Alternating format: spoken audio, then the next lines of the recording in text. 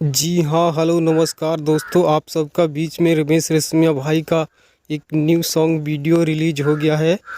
एक गाना को लिखा है मुनीलाल प्रदुमन में, म्यूजिक से सजाया है इनके वर्मा जी ने। और गाना रिलीज हो चुका है। यूट्यूबर भाई आ गया है वीडियो, और जाइए और जाकर सुनिए। एक गाना का बोल है, होली में चोली पर सुबहान रंगिए। एक गाना का बोल है रमेश रेशमिया भाई का। एक गाना आ चुका है, वीडियो में रिलीज हो गया है, जाइए और जाकर सुनिए। एक गाना को बहुत हाई लेवल हाई क्वालिटी में वीडियो में को बनाया गया है, और इस गाना को साथ में गाया है रमेश रेशमिया भाई ने, और साथ में गाया है, साथ में इस गाना को गाया है सृष्टि भारती ने, और रमेश रेशमिया भाई ने गाना को गाया है। जाइए और जाकर सुनिए, बहुत हाई लेवल का गाना है, बहुत मस्त गाना है भाई।